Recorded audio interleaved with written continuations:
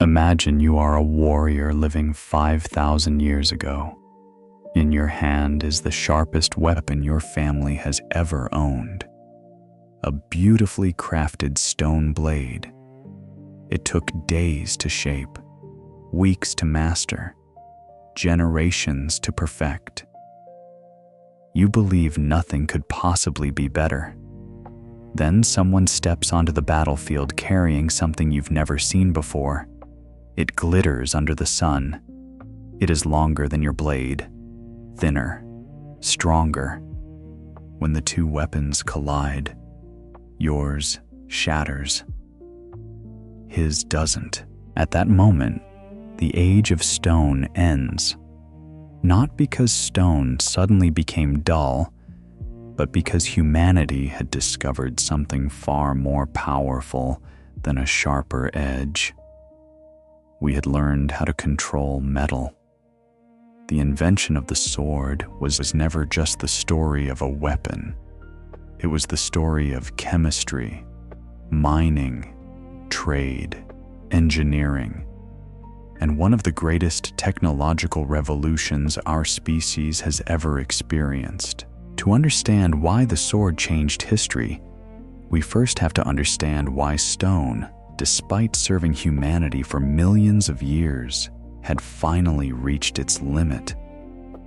For almost all of human history, every blade was made from stone, flint, chert, obsidian.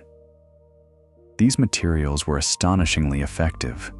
Obsidian, formed from volcanic glass, can fracture into an edge so fine that even modern surgeons have experimented with using obsidian scalpels because they cut with extraordinary precision. If sharpness alone determined the best weapon, stone would have remained king forever. But battle demands more than sharpness. It demands durability. Imagine holding a kitchen knife made entirely of glass. It might slice beautifully, but strike something hard and it chips. Twist it slightly and it snaps. That was the problem every prehistoric warrior faced. Stone was incredibly sharp. It was also incredibly fragile. A short stone knife worked. A spear tip worked. An axe head worked. But a long stone sword? Physics simply refused. The longer the blade became, the greater the chance it would break with a single powerful strike. And on a battlefield, a broken weapon often meant a dead warrior. For thousands of generations, humans accepted this limitation because they had no alternative. Then, nature quietly placed the answer beneath their feet. Long before people learned to smelt metal, they occasionally found strange reddish rocks lying on the ground. Unlike ordinary stones, these pieces could be hammered without immediately breaking apart. They flattened, bent, changed shape. This was native copper. At first, people treated it as something beautiful rather than useful. It became beads, jewelry, decorations, symbols of status. But curiosity is one of humanity's greatest strengths. Someone eventually asked a simple question. What happens if we heat it? The answer transformed civilization. Unlike stone, copper could melt. Instead of carving away material, craftsmen could pour glowing liquid into a mold and let it harden into almost any shape they imagined. It was an entirely different way of making tools, not carving, casting. For the first time, humans were shaping liquid rock. It must have seemed almost magical. Yet early copper had one enormous weakness. It was soft, too soft. A copper blade bent easily. Its edge dulled quickly. It still couldn't replace stone in serious combat. The breakthrough came unexpectedly. No one knows exactly who discovered bronze.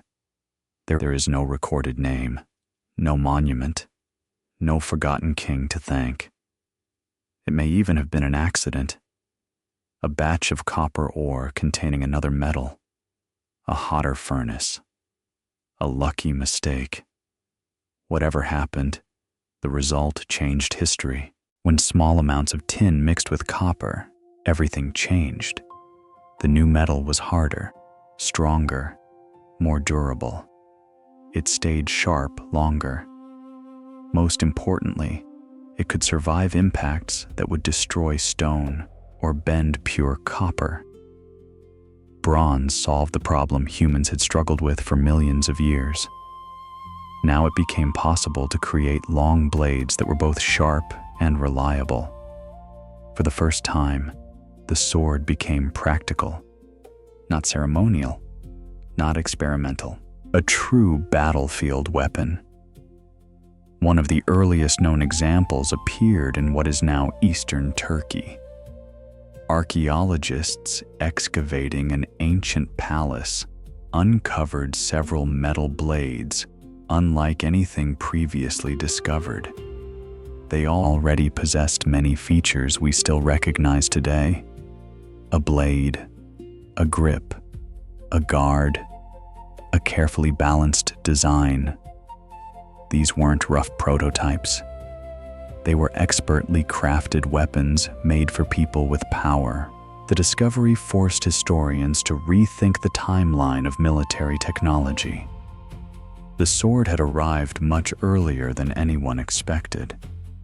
And once it existed, everything began to change. Because a sword is more than a longer knife. It changes how people fight. Distance suddenly matters. Reach becomes an advantage. A warrior no longer needs to get dangerously close before striking. The battle itself begins to evolve around the weapon. Technology wasn't simply creating better swords. The sword was reshaping warfare. As bronze spread across the ancient world, different civilizations adapted it to their own needs. In Mesopotamia, blades grew longer. In Egypt, weapon designers developed one of history's most recognizable swords, the khopesh. Its forward curving shape looked unusual, but every curve served a purpose. Instead of merely cutting, it could hook an enemy's shield, pull it aside, and expose the soldier behind it. For chariot warriors racing across the battlefield, that split second could decide life or death. Weapons were no longer becoming stronger. They were becoming specialized. Each reflected the tactics of the civilization that forged it. And that revealed another truth. A sword is never designed in isolation. It evolves alongside armies, armor, transportation, and the enemies waiting across the battlefield. But bronze carried a hidden weakness, not in the blade itself. In the world that supplied it, bronze depended on two ingredients. Copper was relatively common, was not. Entire kingdoms relied on distant trade routes, stretching across mountains, deserts, and seas, just to obtain enough tin to make weapons. Imagine building your entire military around a material that must travel thousands of kilometers before reaching your blacksmith. As long as trade flowed, kingdoms prospered. When trade stopped, everything became fragile. Empires didn't just depend on soldiers, they depended on merchants, ships, caravans, mines. A sword hanging at a warrior's waist represented an invisible network connecting people who would never meet. The miner extracting ore, the merchant crossing dangerous waters, the craftsman tending the furnace, the smith shaping glowing metal. Break any link in that chain, and the sword disappears. That invisible weakness would eventually reshape the ancient world in ways almost no one saw coming. For centuries, that invisible chain held together. Copper arrived from one region. Tin arrived from another. Blacksmiths transformed them into bronze. Kings armed their warriors. Empires expanded. Then, the chain broke. Around the end of the Bronze Age, cities across the eastern Mediterranean began disappearing. Trade routes collapsed. Ports burned. Entire kingdoms vanished within a few generations. Without reliable access to tin, bronze production slowed dramatically. The world's greatest military technology suddenly became incredibly difficult to manufacture. If history had stopped there, the sword itself might never have spread beyond a wealthy elite. Instead, another metal quietly took its place: iron. Iron was not a superior material at first. Early iron blades often bent more easily than well-made bronze. They rusted. They were harder to forge. And producing them required far higher temperatures than melting copper. So why did iron win? Because iron was everywhere. Unlike tin, iron ore existed beneath hillsides, mountains, and riverbanks across much of the world. Kingdoms no longer needed vast international trade networks just to equip an army. They could mine the raw material themselves. That single change transformed warfare. When weapons become cheaper, armies become larger. When armies become larger, battles become deadlier. The sword stopped being an object reserved for kings. It slowly became a weapon ordinary soldiers could carry. Technology had shifted military power away from rare materials and toward production itself. The nation capable of forging thousands of blades now possessed a greater advantage than the nation capable of purchasing hundreds. But humanity wasn't satisfied with iron. Blacksmiths everywhere kept chasing the same impossible dream: a blade that stayed razor sharp, a blade that refused to break, a blade flexible enough to survive battle after battle. Different civilizations searched for different answers. In India, metalworkers discovered that heating iron with carefully controlled amounts of carbon produced something extraordinary: steel. Harder than iron, stronger than bronze, capable of holding an edge through repeated combat. The steel produced there became famous far beyond the Indian subcontinent. Merchants carried ingots across Asia and into the Middle East, where master bladesmiths transformed them into weapons that later generations admired almost as mythical objects. Their flowing surface patterns were not decorations. They were evidence of an incredibly sophisticated internal structure created during the steel-making process itself. For centuries, these blades developed a legendary reputation.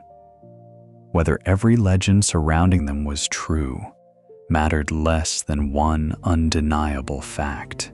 People across continents believed they represented the highest level of craftsmanship humanity had achieved. Thousands of kilometers away, another tradition emerged. Japanese swordsmiths faced a different challenge. Their raw iron contained impurities and uneven carbon content. Instead of accepting those flaws, they developed techniques to overcome them. Heating, hammering, folding, repeating the process again and again. The goal was never to create magical steel. It was to create consistent steel. Then came one of history's most brilliant engineering ideas. The edge and the spine of the blade should not be identical. A sword needs an edge hard enough to cut. It also needs a body flexible enough to survive impact. By controlling how different parts of the blade cooled, Japanese smiths produced swords that combined both qualities in a single weapon. Centuries later, people would admire these blades as works of art, but to the craftsmen who forged them, every elegant curve existed for one reason: to survive combat. Europe followed a different path. Roman soldiers carried relatively short swords because Roman warfare depended on discipline rather than individual heroics. A compact blade worked perfectly inside tightly packed formations where soldiers fought shoulder to shoulder. Then warfare changed. Cavalry became more important. Battles became more mobile. Longer blades offered greater reach. The sword evolved once again. Not because blacksmiths suddenly became more skilled, because battlefields demanded different tools. This pattern repeated throughout history. Weapons rarely evolve alone. They evolve alongside tactics, armor, transportation, and the people expected to use them. By the Middle Ages, swords had become symbols as much as weapons. Knights trained for years to master them. Contrary to popular imagination, these swords were not enormous chunks of steel. Most weighed little more than a modern laptop. Balance mattered more than sheer weight. Skill mattered more than brute strength. Historical fighting manuals reveal a world of calculated footwork, precise timing, and carefully practiced techniques. Swordsmanship resembled a martial science far more than chaotic swinging. Even the groove running along many blades had a practical purpose. It reduced weight while maintaining strength, using the same engineering principle found in modern structural beams. Centuries before structural engineering became a formal science, swordsmiths were already applying its ideas through experience. Yet no technology remains dominant forever. The sword eventually encountered enemies it could not overcome. Armor improved. Plate steel protected warriors from ordinary cuts. Long spears kept swordsmen beyond striking distance. Then came gunpowder. Firearms changed the rules completely. A lifetime of sword training could be undone by someone who had learned to fire a musket in weeks. The sword did not disappear overnight. It adapted. It became a cavalry weapon, an officer's badge of rank, a ceremonial object. But its age as the decisive weapon of war was ending. Machines had begun replacing muscle. Chemistry was replacing craftsmanship. Distance replaced reach, and yet the sword never truly vanished. Walk through almost any military academy. Visit an ancient castle. Step inside a museum. Somewhere, behind glass or hanging from a wall, a sword still waits. Not because humanity still needs it for battle, because it represents something much larger. Inside that single object lives thousands of years of experimentation, mining, fire, trade, mathematics, engineering. Every improvement solved one small problem. How do you make a blade longer without breaking it? How do you keep it sharp? How do you make it lighter without making it weaker? Those same questions eventually influenced metallurgy, manufacturing, architecture, and modern materials science. The sword was never merely a weapon. It was one of humanity's greatest engineering projects. 5,000 years ago, a craftsman somewhere in ancient Anatolia held glowing metal with a pair of simple tongs. He could not have imagined stainless steel, industrial factories, modern laboratories, or spacecraft built from advanced alloys. He only knew one thing: stone had reached its limit. Metal had not. That simple realization changed battlefields, then kingdoms, then civilizations. In the end, the invention of the sword was never about learning how to kill more efficiently. It was about learning how to transform the materials of the earth into tools limited only by human imagination. And every piece of metal we shape today, from surgical instruments to bridges, aircraft, and satellites, owes a small part of its story to the moment someone looked at an ordinary rock, imagined something impossible, and decided to melt it.